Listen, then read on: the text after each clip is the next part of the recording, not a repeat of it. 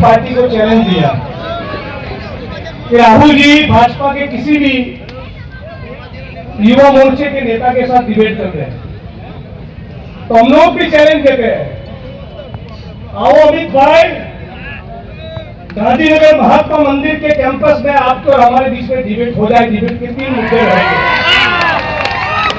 3 मुद्दों पर डिबेट हो जाए कि किसने करवाया हरेन पंड्या का खून, कौन है जिम्मेदार कौशल बी के ऊपर हुए बलात्कार के लिए। तो तीसरा मुद्दा डिबेट का हो जाए, गुजरात की आर्किटेक्ट महिला मानसी। आज को श्रेणी એ ગુજરાતની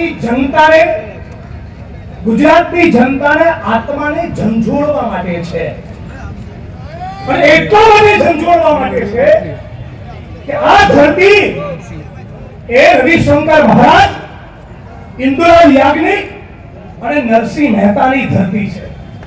આ ગાંધી અને સરદારની ધરતી છે, અને એટલા માટે સમગ્ર ગુજરાતની 6.5 કરોડ जनता ये सवाल पूछी रही है कि भारतीय जनता पार्टी ना एक 56 इंचनी छाती वाला नेता नु चरित्र एवं केवं उजळू कि एप्स्टीन ની ફાઇલો માં નામ આવ્યું છે।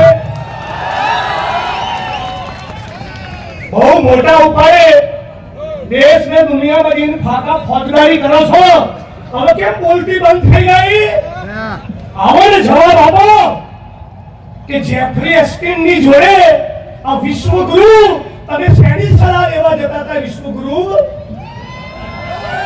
8 વર્ષની 10 વર્ષની 12 વર્ષની દીકરીઓ એને એક ટાપુ પર લઈ જઈ આ દેશ અને દુનિયાના પૂંજીપતિઓએ એમની ઉપર બળાત્કાર ગુજાર્યા, અને બળાત્કાર ગુજારનારા જે માણસોનો મુખ્ય સરગરા, એમનો મુખ્ય સૂત્રધાર જેફરી એપ્સ્ટીન, એનું કન્વિક્શન થયું, એટલે કે ફક્ત આરોપ નહીં, ગુનો પુરવાર થયો કે હા, આ જેફરી એપ્સ્ટીન નામનો માણસ એ ટાપુ પર 8, 10, 12 વર્ષની દીકરીઓને આખી દુનિયામાંથી બોલાવતો, માનવ તસ્કરી કરતો, અને એની ઉપર બળાત્કાર ગુજારવા માટે દુનિયાના મોટા મોટા સેલિબ્રિટીઝ અને પૂંજીપતિઓને આમંત્રણ આપતો। આનો ગુનો સાબિત થયા પછી નરેન્દ્ર મોદી આપણા વિશ્વગુરુ એમની સલાહ લેતા ઝડપાયા છે। વાહ મારા વિશ્વગુરુ, વાહ। તમે જ્યારે આ સભા પતાયા પછી પોતાના ગામમાં, પોતાના તાલુકામાં જાઓ ત્યારે ચોરના દીકરાઓને પૂછજો કે તમે શેનું દાપણ કરો છો લ્યા? હે, દેશની આઝાદીની ચળવળમાં હતા, 52 વર્ષ તિરંગો નથી લહેરાયો, ભારત ભૂમિ સાથે ગદ્દારી કરી છે, તિરંગાનું અપમાન કર્યું છે, તમે ગાંધી અને સરદારની જોડે નતા, તમે ફૂલે અને આંબેડકરની જોડે નતા, તમે સુભાષચંદ્ર બોઝની જોડે નતા, અને તમારા નેતાઓ આખો દેશ જોવે છે એમ ઊભી સડકો પર એક સ્ત્રીની સાથે નગ્ન થઈને નાચતા જોવા મળ્યા। શેનું દાપણ કરો છો? આ જનાક્રોશ રેલીના માધ્યમથી એક ગુજરાતના નાગરિક સુધી આ સવાલ ઉભો કરો કે એપ્સ્ટીન અને વિશ્વગુરુની વચ્ચે શું સંબંધ છે? નહીં બતાવવા આ લોકો 1000%। કોના કાગળ પર સહી કરી આપું એક માણસ એ બતાવશે? છેલ્લી લાઈનથી જવાબ આપો, આ લોકો બતાવશે? વિશ્વગુરુ અને એપ્સ્ટીનની વચ્ચે શું સંબંધ છે? એક માણસ નહીં બતાવે, અને કાજ કદાચ યુટ્યુબ પર બતાવી દેશે। તો તમારી અને મારી જવાબદારી છે ગાંધી અને સરદારના સાચા અર્થમાં જો આપણે એમની વિચારધારાના વાહક હોઈએ તો આપણી બહેન દીકરીઓ માતાઓને જગાડો। હું તો ભારતીય જનતા પાર્ટીને વોટ આપનારા મતદારોને પણ કહું છું, હજી ધરાયા ના હોય અને ત્યાં જ વોટ આપવો તો લોકશાહી તમારી ચોઈસ, પણ તમારી બહેન દીકરીઓ માતાઓને એટલું કરજો, કમલમના દરવાજે નામ થયું। આ જનાક્રોશ રેલીના માધ્યમથી એટલું કહેવા માંગુ છું કે 4 લાખ કરોડની આજુબાજુનું બજેટ 2 દિવસમાં ગુજરાતની વિધાનસભાના મંચ ઉપર રજૂ થશે, અને આ ઓડિયન્સમાં 49 જેટલી કામદાર રાજ્ય વીમા યોજનાની અમદાવાદની ડિસ્પેન્સરીઝના 500 જેટલા કર્મચારીઓ બેઠા છે. તાળીઓનો આવકાર આપણને ખબર પડે. 4 મહિનાથી આ 400 થી વધારે કર્મચારીઓનો પગાર નથી થયો.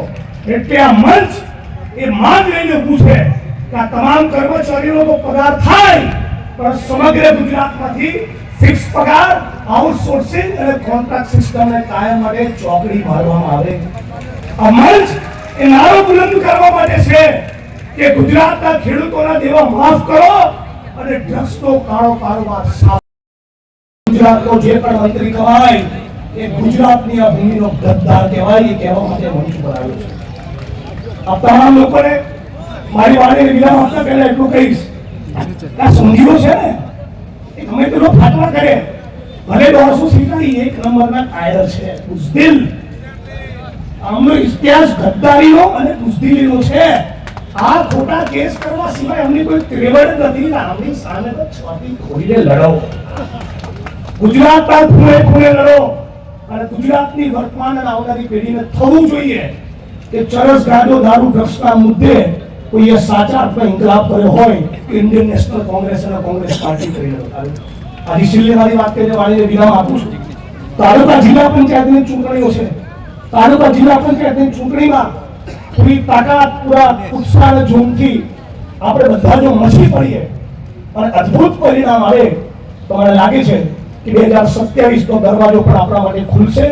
આ મંચ ઉપર તુષારભાઈ ચૌધરી અને અમિતભાઈ આપણા પ્રદેશ પ્રમુખ માટે પણ તાવડીઓનો આવકાર થાય. 5000 કિલોમીટરની અમે યાત્રા કરી છે. આ તપસ્યા એમની એળે નહીં જાય. આ તમામ લોકો મોટી સંખ્યામાં ગુજરાતના ખૂણે ખૂણેથી ઉપસ્થિત થયા છે. આ તમામ લોકોનું સેલ્યુટ કરું છું, વંદન કરું છું. મારી સાથે એક નારો લગાવજો, હું કહીશ લડેંગે. જિગ્નેશભાઈ જિંદાબાદ. હું બીજો નારો લગાવીશ કે ધરતી अपने आपकी नहीं किसी के बाप की. રાહુલજી કીધું છે ને ડરો મત, तो ये धरती अपने आपकी नहीं किसी के बाप की. 4 વાગ્યાની ચા બાકી એવું ના બોલાય. બે હાથ ઊંચા કરી, हाँ हाँ. ये धरती अपने आपकी नहीं किसी के बाप की. ये धरती अपने आपकी नहीं किसी के बाप की. लड़ेंगे लड़ेंगे इंकलाब. जिंदाबाद. जय भीम, जय भारत, जय संविधान, जय कांग्रेस. लड़ेंगे और जिग्नेशभाई जिंदाबाद. जय जय जय जय खूब खूब आभार जिग्नेश भाई. आप तक समाचार हमेशा रखे आपको आगे।